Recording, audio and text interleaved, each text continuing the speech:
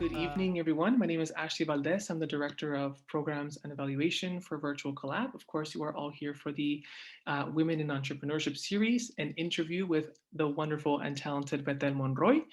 Here at Virtual Collab, we're a virtual community of like-minded individuals striving to create a larger virtual community where minds can grow by sharing knowledge, skills, and resources through newsletters, virtual discussions, and webinars. Just a couple of quick housekeeping rules before we get started. I have a list of questions prepared for Betel, but I have reserved some time at the very end for some Q&A from those in the audience. So that said, you can also put some questions in the chat and I'll do my best to tie them in or to just kind of stop my line of questioning and share those as well. We definitely also want to kind of foster more of a collaborative and more of a dialogue if we can as well. We ask that you maintain your audio off, and please know that video is optional. We want you to be comfortable in this virtual space that we're sharing.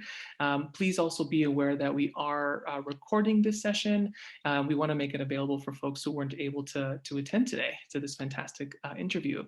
And so that said, I'm excited that this kicks off our Women in Entrepreneurship series. Of course, March 8th was International Women's Day, and this is Women's History Month, extremely important. I know I'm a guy, I'm saying this, I don't want to come off as a person who's like mansplaining women's history or, the importance of it. But that is, of course, that's what's inspired this event and hopefully the next couple of events that we'll have on this topic of women in entrepreneurship. Without further ado, I would love to introduce my wonderful friend, Betel Monroy. Betel is the founder and CEO of SJ Building Brothers Incorporated and is a general contractor. She's currently residing in Los Angeles, California, and holds an Associate of Science in Mathematics and Architectural Drafting, and is a licensed general contractor in California, Nevada, and Arizona, and a lifelong student of architecture and construction. We'll get more into all of this fantastic success that she's achieved, but she also started her career as a drafting estimator and worked her way up the ranks, of course, to be where she is now as the founder and CEO of her own corporation. As a women minority business owner in LA, she also raises 2 small children, so she has a business at home as well, raising 2 wonderful children. And of course, super excited and grateful to have her here. I will shut up now for a moment and give Betel the floor. Betel, could please also introduce yourself, maybe share a little bit about, what it is that you do. We'll go into more details, but maybe also something fun to add to all these fantastic accomplishments of yours that I just shared. Thank you. Thank you, Ashley. That was a great introduction. More, what else can I add to that? Well, again, my name is Betel Monroy, and I want to thank you guys for having me on tonight. Yes, I am the founder of S&J Building Brothers, Inc. as of 2018, March 2018. I became licensed in August of 2018. So first came the company, and then I got licensed by the end of 2018. So I do have an associate in architectural drafting, and I also have an associate of science in mathematics. And my goal was to be a structural engineer, but that came first, and my license came first. So yes, I do have 2 children. I believe they are my greatest investment, really. So I'm thankful, for being a part of this. Yeah. That's wonderful. Thank you so much.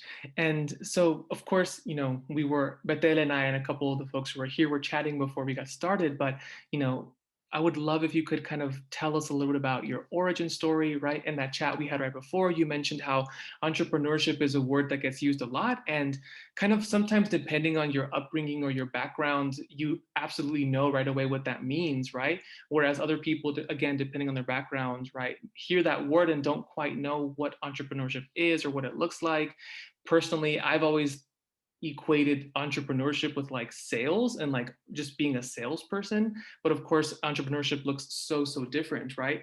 And so I'd love it if you could kind of tell us your origin story, right? And, maybe what your kind of career trajectory has looked like, maybe your introduction to entrepreneurship, anything you want to share, but just if you could just tell us about your kind of overall career. Okay. Well, entrepreneurship, like I said, it's been used a lot lately, and um, it's not something that I always thought about. Um, Growing up, my father was a business owner, and so I saw him, throughout the years how he developed his business, and more than anything, I was trying to get away from that because I saw the struggle. Entrepreneurship is so hard. You have to have a certain mindset. And I feel like as human being, we tend to look for stability. And entrepreneurship is not that. Like you have to be very open-minded and strong-minded more than anything. So that was not my original goal. I always look for career building more in the architecture field, and through that, I found a passion for engineering. So I did go to school. I actually went through halfway through my career in engineering. And then, I had written to the licensing board. Ultimately, I wanted to be a builder myself. Um, so I wrote to the licensing board maybe like six or 7 years ago, and my license got denied. And so I thought maybe like contracting or general contractor was not for me. And so I kind of put that aside and I continued going to school. And so after like 5 years, I wrote to them again. And this time I was accepted because of my educational background. And I did have the field experience as well. So it was a combination of both. And then so that's finally when I thought to myself, well, I can make a living out of this. And I saw the demand for it, and I saw that I could be good at it, and I pursued it. Like I said, it's not something that I always wanted to do, but now that I'm here, as a business owner, there's really not. I would never go back. I would never go back to a 8 to 5 job. Like I feel that my passion is more. As an entrepreneur, I could do a lot more than I would do, on a regular 8 to 5. So I'm very happy about it. That's wonderful. That's amazing. When you say you were trying to get away from like, what your dad did, was that the kind of entrepreneurship that he was doing, or like entrepreneurship as a whole, as a lifestyle, as an occupation? I think it was as the occupation because he was always so busy. He barely ever had time for a family, and so I was trying to get away from that because I didn't want to follow the same lifestyle. And I didn't like the struggles that also came with entrepreneurship.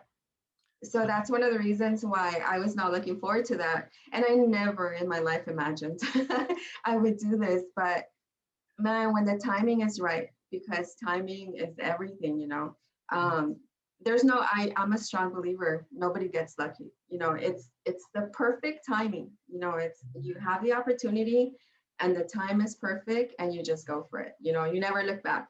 So I did that. And for me, that was the best decision I've ever made. Yeah. That's wonderful. Well, it seems like it's kind of like in your genes to be an entrepreneur and a successful entrepreneur because, right, like you said, it wasn't something you wanted to do and you ended up loving it. And I know your brother is also kind of an entrepreneur as Yes. well, right? He also has his business. So that's really cool. Um, that yeah, that you kind of manifested that as well in your own life and career. Yeah, Um, that's the correct word, manifestation, man. It comes one day and it's like, it's there, take advantage. that's terrific. Um, Gosh, can you think back to, I guess, to the moment you started kind of like, that transition from like it being something you didn't want to do to something you did want to do. If you can kind of like think back to that moment and kind of tell us about it. And the reason I guess for that question is, right, I feel like that would shed some pretty cool insight into, right, how people like fall into something but also make the decision to go down a certain path in their life and career. um, I know for myself, right? Like I changed majors, changed career paths, and I'm not trying to make this about myself, but just to kind of, share a little bit more about like why the question. Some people are overly preoccupied with, their major determining their career, or like even the fact that some people feel pressured that they have to go to school or get a full college education, a PhD, master's, bachelor's, whereas sometimes it's more about pursuing, right, your passion, your vocation, your calling, manifesting that which you love and enjoy. And so, extremely long-winded way of asking, if you could kind of like tell us, when was the moment you started like, loving entrepreneurship, or that that career path. Definitely, you bring up a very important point. I think, throughout our lives, we find ourselves in a position where we're not enjoying, what we're doing, and it's just a day to day. Mhm. And I feel that's why we don't look forward to it, and we don't have endurance. When things get tough, it makes it so much harder because we're not passionate about what we do. Yeah. And I feel like it's never, never too late, to change paths. If you feel, we only live about 65, 70 years, and doing something for 65 years, like, I mean, what's the, like 30 years plus, you don't love it. That's where, that's the problem. I wouldn't want to be in a lifestyle that I did not enjoy. And so for me, I feel like I probably started a little older, but maybe it was, it was the perfect timing. Um, like I mentioned, I was a architecture major, and it was not until I started working for Anning Johnson. They're one of the biggest builders here in Southern California.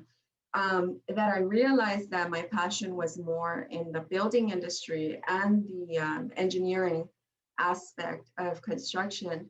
And I was maybe like 23, 24 years old when I decided to take like a whole different route.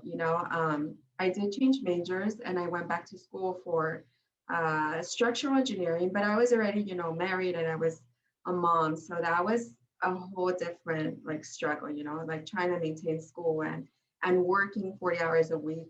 So for me, I had when I had my second child, I took 5 years off almost from work, and I was a stay-at-home mom, which was probably the hardest years of my life. Mm. It was definitely challenging because I was so used to, I started working when I was 17, and it was hard staying home. And I definitely saw the struggle.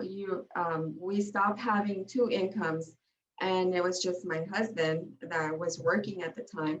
And there's a word we use all the time, like entrepreneurs. You got to develop that hunger, and it's not hunger for food. You just got to be hungry for being a better person, and being more self-sufficient. So it was then when I realized, like, I have to do something. I saw my husband struggling. He was our only income. And I feel like if you don't have a necessity, you will never go out and look for anything. That's true. So I felt like I had stayed home long enough, and I didn't want to go back to work for a company because I thought, I wouldn't have enough time at home. So it was 3 a.m. Like I told you, 3 a.m. is like the time I wake up, and that's where I have my deepest thoughts. That's Those amazing. moments are Yeah. life changing for me. Everything happens like for me at 3 a.m. So That's so that I woke up and I'm like, wow, what can I do to better our house, our income, our family? So back then, I was trying to get hired by individual like contractors to create drawings for them. And so I decided I will take a couple of them and draw from home. And when I got my first paycheck from that, I was like, wow, I have a potential. And I thought to myself, it was 3 and I thought to myself, I have an ace under my sleeve that I haven't played. And I had something like a hidden talent that I really had not um, looked for. So that was the beginning of my independence. I like self dependency. Like I knew my income was going to be based on like a self-employment, which is scary, you know. It's like the Or scariest thing, you know, yeah. because you don't, I could have easily gone back to the company that I worked for, and I know they would have hired me, but I decided, you know, I'm going to be self-sufficient and I'm going to try this. So that was the beginning of it, you know. But then during that time, I remember because we are a church of faith and I'm a woman of faith, I think that's, you know, the most important thing. Prayer. And I don't care who it is, but if you talk to a lot of successful entrepreneurs, you know, for them, prayer is very important. And so, you know, I started praying about it. I told God, you know, it's something that I really want. And then our international director, like a couple of months after that, he spoke about that. You know, he spoke about creating successful businesses, creating corporations. So for me, I had, you know, I had started playing this role, but for me, that advice that he gave us as a leader, you know, as a great leader, because he really is a great leader. Um, you know, for me, that was the final push. I'm like, okay, so it's either now or never. You know, I'm 31 years old, and I'm like, I was 31 years old at that time, and I'm like, you know, I have to do something. And it's so I pushed and I persevered, and it was probably the hardest. It's still, you know, entrepreneurship is hard, but and so those were the toughest years. But I feel like once you get the ball rolling and you feel comfortable with what you're doing and you believe into yourself, then you'll succeed for sure. So that was the beginning, you know, of the corporation. I didn't know what I was going to call it. I filed for like my articles of I filed my articles of incorporation with like a different name. And then I pulled those out and I was like, no, I changed my mind. Let me change the name. So S&J came about my two children, you know, Oh, Jonas and their brothers. So it's like Stephen and Jonas, the building brothers, that's hoping that they'll so be passionate about building and they'll pursue. Yeah. So that's where we came about. Yes. I love that. And just like that, your empire was born. Amazing. And Amazing. it was not always like this, you know. I feel like people always see, you know, the success and it was not like that, you know. When I formed the corporation, uh, I was out in the field with my husband. You know, he believed in me. He was the first person that believed in me. So he was running the jobs, and I would go out with him, and we started painting houses, and we started remodeling like small restrooms. And I was out in the field with him, and for a couple of months, you know, that was the beginning of our company. And then all of a sudden, you know, we went from running like super small projects to huge projects. And you know, the thing is, I never doubted myself. I've never been afraid of anything, you know, pretty much. And I think that that has a lot to do with the amount of risk you take, and because it is a risk. Yes. That's so impressive. So impressive. I think this is a great place to start to transition into you know asking you more about your company. I'd love to hear about maybe what your favorite project has been so far, or maybe like if you want to brag about your most successful, whichever, right? It might be the same one, it might be a different one, you know, most successful or most proud of. You also mentioned in a call we had a couple days ago that you, if I heard correctly, you're doing work in China as well, or something like that. Okay, so we are running the restaurants we built Uh-huh. they're called Heidi Lao. They're hot pots. They're hot pot Oh, restaurants, like the boiling crab. You mhm. cook your food pretty much in front of you. Right. So we did pick up a client. We're the subcontractors. So we're not the main contractor on this project. So we pick up subs. Um, but so those projects are based out of China. Uh, Funding comes directly from China for those projects. Like God. they're going through an expansion here in the US. So we were blessed, you know, to be one of the companies that have run their projects here in California. Like we subcontract some of their projects. So I think probably the Westfield because these projects are in the Westfield malls. And I feel like that's probably one of the biggest projects we've ever done. It was such a big challenge, you know, and um, the building was on a second story, and the restaurant was on a second story, Mhm. and it was just concrete floors. We had to run like a drain system. That meant going to the first floor, through the first floor stores, like stores, and this is like 5 minutes from Rodeo, you know. So the stores are like really upscale, and so it was a challenge because we had to be super careful with everything around the mall. So Gotcha. I feel like that was probably one of the biggest challenges, and that was the most rewarding. You know, it was definitely a learning experience for us. Yes, and we currently have we're continuing to build um, the Heidi Lau projects. This year we just started one in La Jolla, California. So it's out in San Diego. That's Yeah, amazing. and I think that's, you know, that's my biggest pride because they're so challenging. Yes. That is so awesome. So does that mean you were that is that where you're coming from to this? Yes. So San Diego, my gosh. Yes, we're out there 7:30 a.m. And then we only work till about 1 or 2 p.m., but it is a Friday, so we catch traffic on our way back, and I couldn't get dressed up. So I'm wearing my work attire, boots, a vest. Again, I that just shows how committed you are, how driven to be coming from what like a almost 12-hour day, 4 hours in traffic to be here with us. So thank you so much. That's amazing. And I think this is a great time for a question from the audience. And I think segue is a perfect segue as well. What keeps you motivated when completing these long projects? Um, you know, I feel now I understand why men are so calm, and I mean I try to understand why, but it's a sense of fulfillment. I think every project, I feel like building things with your hands and seeing the finished product at the end of the day is it brings such a great reward, and you're ultimately creating buildings that will outlive you, and so they'll be here for our children's, and so just that alone, it brings such a great reward. And sometimes, you know, I've gotten the opportunity to take my children, and they bring that up like, Mom, did you build this? And I'm like, wow, I could say yes. I That's built that. And amazing. you know, I love the feeling.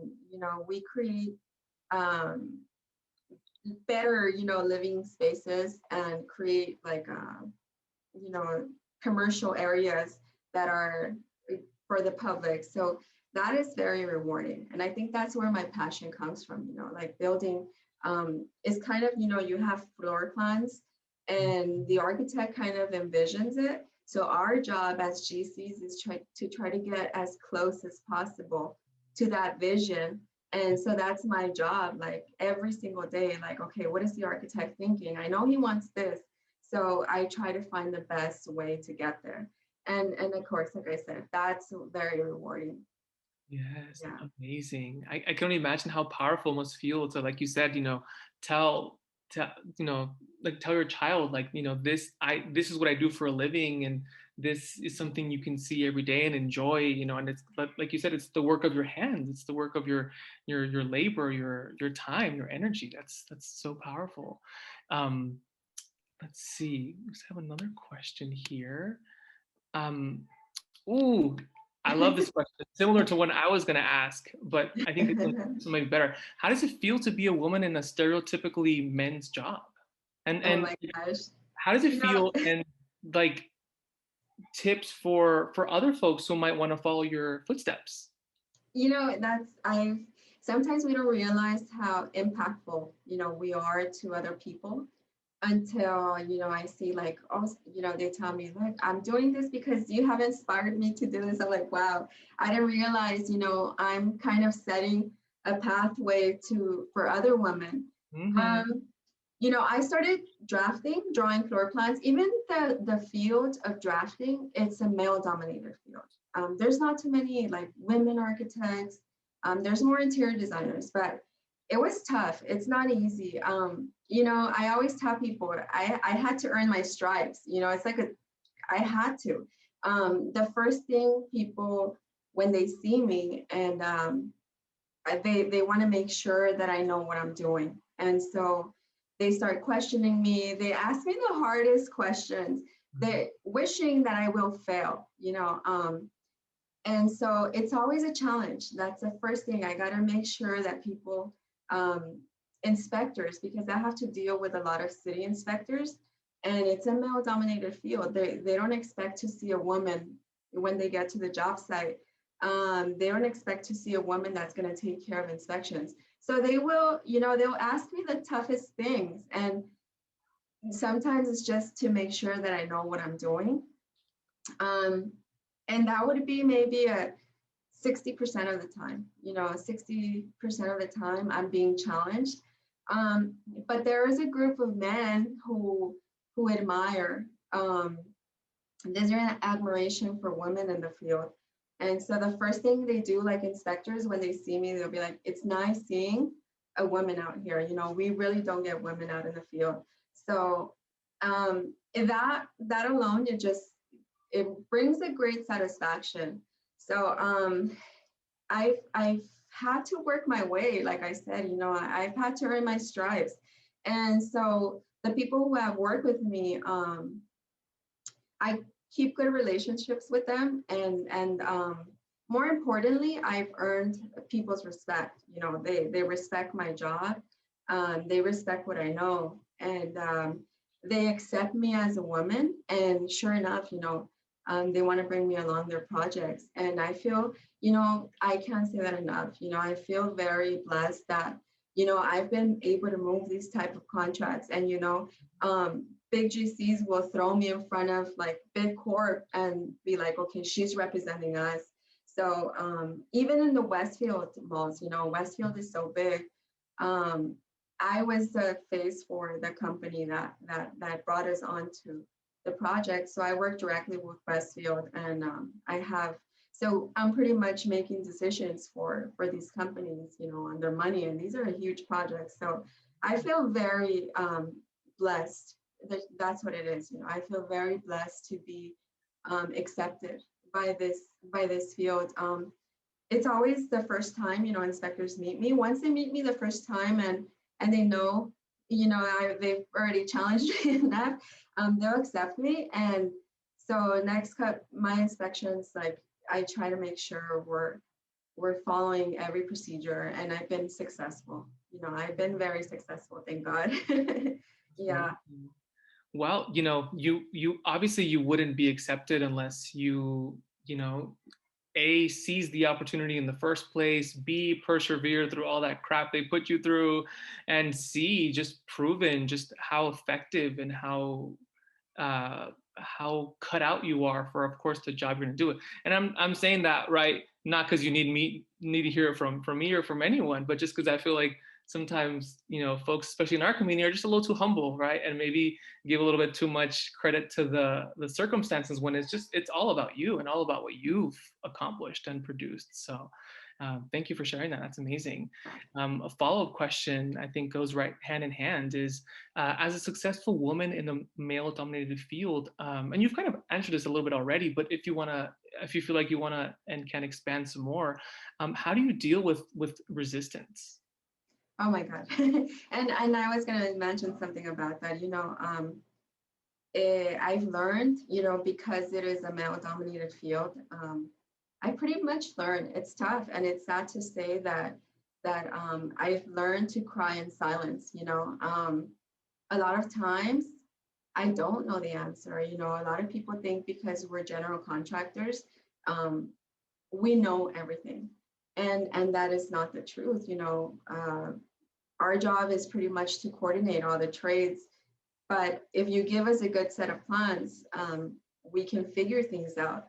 So I definitely run into this resilience all the time. And I have my share of, like, I cry, you know, I try to step away, and I do, it's sad, you know, but I cry myself in silence, or away from the crowd. And that just brings, over the years, it's made a layer, it's built a layer that you have to learn these things. And it's kind of like, I feel like for men, it's automatic, you're a man and you're automatically accepted. But as women, like, we have to try extra harder, to be able to break um, that barrier that they have placed. And it's natural, because building is, I mean, a lot of women don't pursue this, and we're definitely a minority. So, um, what I do is just, it makes me stronger. When I see that, um, and I've always had that mentality, the more you know, the more you're worth. So I keep myself from learning, and I make sure before I take on anything, I know what I'm doing, because I've already studied the plans enough. When I go out there, I make sure, because it is, people will always challenge you, like, because I'm a woman, they want to make sure I know what I'm doing. So I make sure, like, I know I've done my research. I know enough on the project to be able to interpret things. And so I think I have to go the extra mile, for, as opposed to a man. But it's kind of, it comes with the trade itself. And I feel like you kind of build a reputation. So I feel like, my people will talk about me and the word spreads fast in the field. So, like, then I feel accepted by certain groups. So I'm okay, I'm okay with resilience. And I just feel like I built an extra layer, of skin. And I just try to be, I do a lot of, like, positive thinking. I try not to let those things penetrate and affect my work ethics. So yes, I definitely encounter that, but I try to stay positive.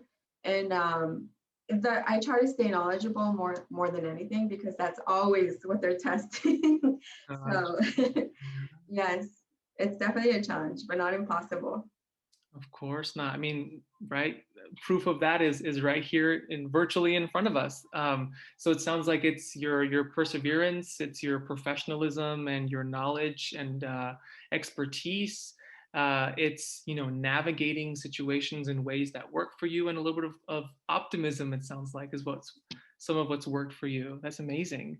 Um, some really great questions coming in. I think I'm going to have to stop my list, which is totally fine, by the way. So we have someone in the audience who's currently working with a civil design firm, and he would love to follow in your footsteps of becoming independent someday. He says that one of the big obstacles for him is all the licensing, paperwork, and the fear of dealing with a lot of legal stuff and liabilities. And Yes. the question for you is, how have you dealt with all that? Oh my God. I feel like when business is going great, you don't even think about those things. But definitely, when the rain comes, for example, I built a home last year, and when the rain comes, I lose my sleep, because I'm like, wow, the soil is going to expand. And, those footings of the home, they're finally going to sink in. And then, so it brings up all these other things. People think, it's just building. No, but there's so much liability that comes with it. Sure. So when that happens, when foundations start setting, the walls tend to crack. And so I'm thinking here, like, oh my gosh, I hope these homes, like, are gonna outlive us. And then Westfield, we penetrated through parking structures and for ventilation.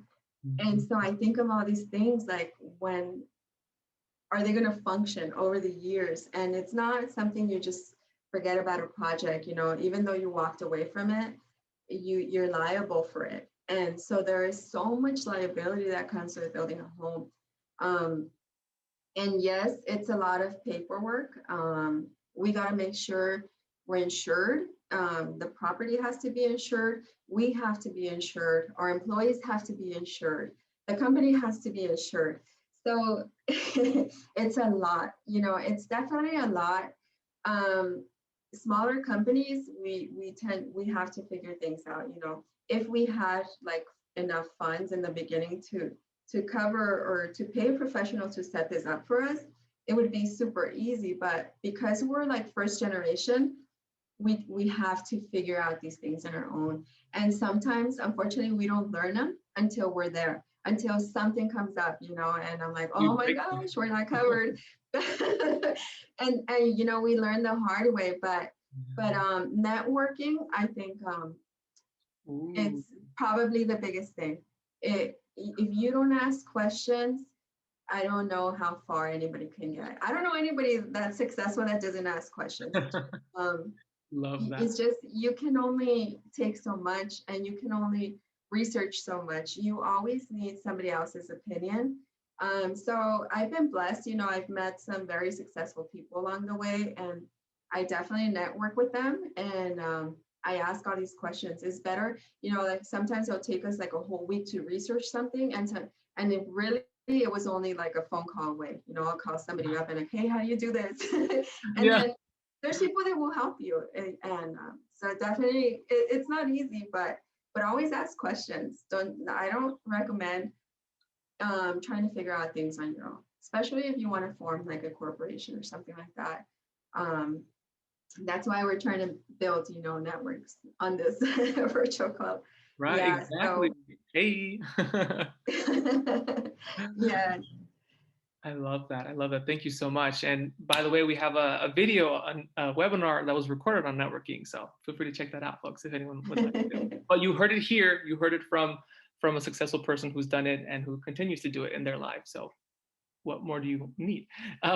What advice do you have for women entrepreneurs who wants to enter this field? And I think the question is directed maybe like entrepreneurship in architecture and construction like you, but also maybe if you have just general advice for women who want to also become entrepreneurs. I think both would be very valuable to hear about. um well, the truth is just it's a matter of a reaction. If it's something you really really want, it's just a matter of taking, leaving that comfort zone and just diving in. I wanted to do things right, and so I set up the corporation since the beginning. But there are many people who have ran their business like 10, 15 years before they actually become an official corporation.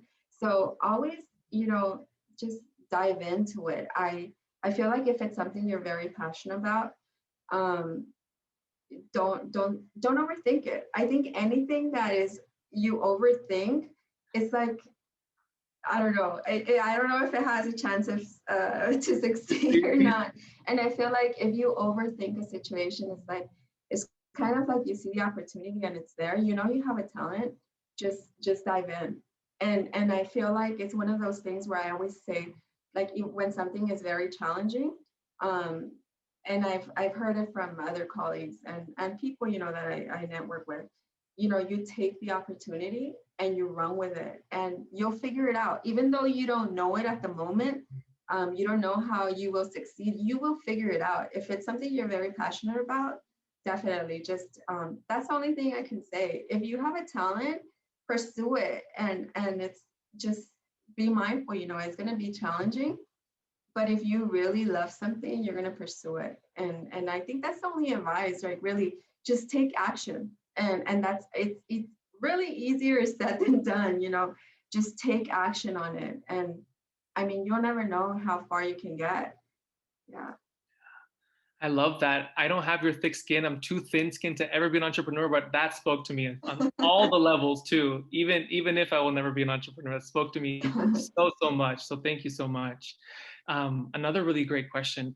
What changes would you like to see to improve the current situation of having more women in positions of power like yours? That is I think that's probably a tough question.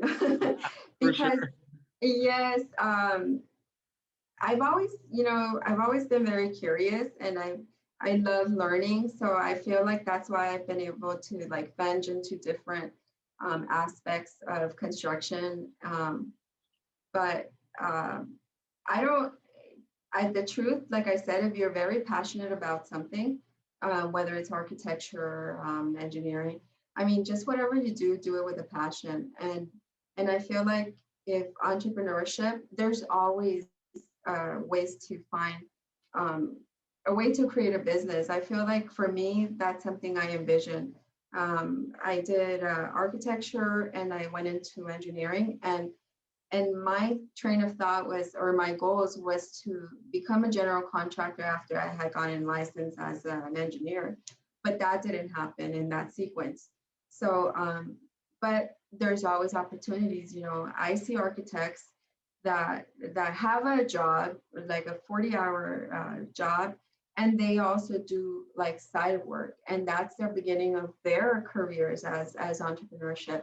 And I feel like I think the scariest thing is always like self-dependency or um, but there is a lot of work. I mean, and it's all about networking. If you do a good job and you know the not know the right people, but those clients, the ones that you do a really good job for, they'll refer you to other people. And referral is by far like your biggest plus, you know, you Yeah. always have to keep maintain good relationships with people.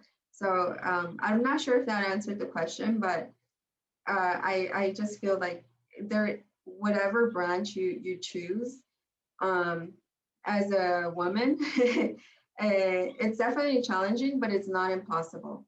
And I just feel like you got to be present. You know, you got to make yourself present in every situation, Yeah. and that's very important as a woman. You know, we got you know you got to be a firm believer in yourself before anybody really believes in you. So Yeah. as a woman, like I said, there is great opportunity. Is great. There's great opportunity for women because there's very little of women out of the field. So when they see us, there's a lot of opportunities from the even the state. They've created programs for women owned and minorities. So definitely that's a plus. It's a plus. I really didn't venture to that, but there is opportunity for women, women-owned business, even by the state. That's fantastic. Again, I understand that I am of the gender I am, and again, I don't want to come off as like mansplaining, but I work at a women's college, and you know, a lot of the things that you mentioned resonate with my work. You know, I support undergraduate women who are in their who are becoming right successful people like yourself, right? And I also kind of see sometimes in them a bit of a you know, imposter syndrome, like we've heard about, right? Where you don't think that you deserve the success that you have like achieved somehow, or as if it's like someone else achieved it, or as if it was given Yeah, to you somehow, instead of like you being the one to say like, no, I earned this, right? So I see that some of that as well in some of the students I support, right? And also a bit of a lack of confidence sometimes, and sometimes that comes up as as simple as in a cover letter or in an application for some of the resources and opportunities that you mentioned, but then sometimes it's writing using language like I believe that I'm qualified or I think I'm a fit for, and I love telling them like no, you are qualified, you are a fit for those opportunities. You just have to do what my friend Bethel said and just go after them and like take that space and you know just like you said, aventarte, to yeah. that which you're passionate about. Um, so yeah, I love all that. I love all that. And like you said, you know, I feel like as women, we always feel we're not worth. And I think it comes a lot from our culture. It's not so much that we're born like that. I think it's our culture that makes us like the woman is always it's supposed to be a stay-at-home mom or we don't deserve it, you know. Um, and I think I felt like that in the beginning. Like I always used to try to push the attention towards someone else. You know, the attention was going to me and the responsibility, and I always kind of brushed it away because I felt like, oh, I'm just an employee of the company. But then it got to a point where like, no, I am the face of the company. I am the company. So it definitely, I've worked, you know, on my self-develop. I've done a lot of self-development and reassurance. You know, I do that a lot. Like uh, the thoughts we put in our head are so important. The way we talk to ourselves is so important. And I feel like as a business owner, I'm very aware of the way that I talk to myself. And I've learned that, in the last 5 years, I try to stop the self-negative talk because Oh, um, that is so impactful. And I just, I know it sounds funny, but I tell myself, like, I know I can do this. Like, I treat myself with respect or whatever way I want to be treated. And I talk to myself that way. Like, I'm going to do it. No matter what the situation is, I'm going to get through it. And so I do a lot of self-talk. I know it's crazy. People will post these memes online about entrepreneurship, like when you see me talking to myself, I'm in my morning meeting, right? hey. And it's just, it's totally like that. Like, I pay attention to what I feel, and I pay attention to every emotion, and I evaluate it because sometimes the root of it we might think is one thing and it's something else. So I pay very much attention to the way I talk to myself because otherwise, I would fail. I think I would fail because I've had so many obstacles. And so I would have probably given up a long time ago if I would have had that self-negative talk. So definitely the way we talk to ourselves as women is very important. And we got to reassure ourselves that we can do it. Just like anybody else can do it. We can do it and be successful at it. That's the important part. Yeah. Amen. Amen. Yes. Yeah, absolutely. I like you said, and sometimes in our culture we hear all too often, like uh, we're sometimes quick to like criticize ourselves or each other, or um, and I say we, right? But I mean in our culture specifically. But I think what you speak to is kind of like positive affirmations, and I totally believe that those are absolutely important, right? Sometimes we have to like get rid of the self-defeating talks that we give ourselves, and replace those with you know positive affirmations and messages of Yes. self-empowerment. You also reminded me, with what you said a little while ago, of there is a designation certification that businesses can achieve called WMBA, which I imagine you might be familiar with, but it's Women and Minority Owned Enterprise. And it looks like it's like um, I think it's like a certification, it seems like, that folks can, I don't know if apply for or, but it's just something that came to mind as you were speaking, because at my place of work, um, we're actually working with a corporation like yours, which is, women and minority owned. So that's why I also mentioned that. We have about 6 minutes left with the amazing Betel Monroy. Any other questions for her while we still have use of her valuable time? Any other questions for Betel, folks in the audience?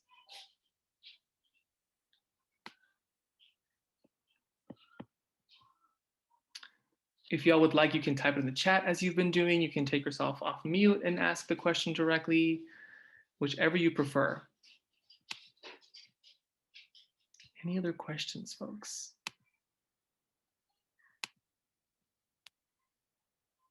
And I can talk about that the point you brought up, about enterprises for minorities. I know there are certain qualifications that you have to meet to be able to apply for these type of things. Gotcha. I did take training with the LA County for stuff like this to prep me for those opportunities. But just being a woman alone, a woman business owner definitely pushes you to the front of the line. That's the way the county and looks at it, LA County. When there's, like, for example, in the construction field, when there's opportunities for contracts through the LA County, um, when they see a woman builder, they definitely move you to the front of the line just because we are women owned and we're a minority. So there is opportunities. I really haven't had the necessity to seek those. I feel like I've been able to develop outside of that, but I did, I did get certified for that. I know the procedure as well to become like a small business. I believe it's called SB, small business. There's something in women. I don't know. I don't have a link, but maybe we can share that later. But there are programs, and it's not only for construction. It's everything. Crafts, any small business, right? So we can probably share that in the future. And sorry, I just mentioned that just because it came to mind. Of course, you're paving your own way, and your company is a success that it is because of you and for no other reason. I really just wanted to just bring it up just because it came to mind. So I think we're at a good place to kind of share what we have left in the chat. Um, the first of which is a comment that I would love to just read out to you, Betel, and to the folks here. From Jenny, thank you for sharing your advice. Yes, we women, I'm assuming she's referring to when she says we need to stop being so humble. I see a lot of amazing individuals from our community, like you, Betel, that should be celebrated. Capital should. And I think maybe Betel, in addition to whatever else you'd like to share before we close it out, again, thank you so much for your time. It's been such a pleasure to get to know you even more and to learn more about, how you've achieved the success that you have. So again, thank you so much. A round of applause from our audience. I'm going to ask you this last question, and of course you can share and close us out however you would like to. And so the question is, how does your faith play a role in your success? How does that? I'm sorry. How is that? Oh, sorry. How does your faith play a role in your success? Oh my God. And I think I did bring that up. I don't know any big corp or individual entrepreneur that doesn't have some type of belief. Prayer is so important. I feel like my husband and I, because my husband's also part of the corporation, we make it our priority to get our. We're people of faith, so we do. Before we leave to our projects, we pray every day. We put God first, and we trust in Him that He will provide. And I feel that's such an important thing, and that's it's something that is a strong foundation in me, like my faith. And I feel like it's something that I also wish to pass on to my children. So, I teach that in my house. Faith is so important, and it's definitely, it doesn't matter what we can achieve. If we have no faith, I feel like we pretty much don't look forward to anything. And so I feel like faith is such an important thing, and it's part of our roots, and it's our part of our identity. So everything I do, I always put it in God's hands. Everything, if it's something that's not on every project, and I always pray about this, if it's something that doesn't belong to me, then by all means, I don't even want to be a part of it. So I do have faith, and I feel that's very important. Being women of faith, being women of character, it's so important. Like I think that sets us apart from everybody else, because as general contractors, we are honest, and we are fair to everything. We're honest with our employees. We're honest with the people who bring us on their projects, and it's all part of our faith. Our international director has taught us honesty. And like you said, I think our biggest words in that APS have always been, service, justice, and fidelity. And it's something that no matter where we go, we take that with us. And it doesn't matter who we're working for. We always want to be faithful to our beliefs, and that automatically makes us better people. So we're honest, and we don't take what doesn't belong to us. And we're fair with our employees as well. Yeah, so it, like I said, it just, our faith is a really strong connection with our business. You know, we do good to people, um, and we're not dishonest people. So I don't, I don't know what else I can add to that, but definitely, you know, if prayer will get us through a lot of it. And when things get tough, there's only one that can bail us out, you know, so that's who we go to. And yeah, honestly, that's the best advice I can give to anybody, you know, put it in prayer. And if it's something that you really want and you're passionate about, you will succeed. That's wonderful. I just want to say again, once again, thank you so much for your time. Thank you for all this wonderful, everything, wisdom, knowledge, advice, everything that you share with us today, Betel. Want to also mention something here in the chat. Congratulations for your success. It's very nice to see strong women making a difference out there. That's from Navarrios in the audience. Um, Audience, thank you so much for being with us. It's been such a pleasure to share this time and to learn and to hear from you, Betel. Thank you so much. And with that, I hope everyone has a great night. God bless everyone, and stay connected to us at Virtual Collab, please. Take care, Okay. everyone. Thank you so much, Betel.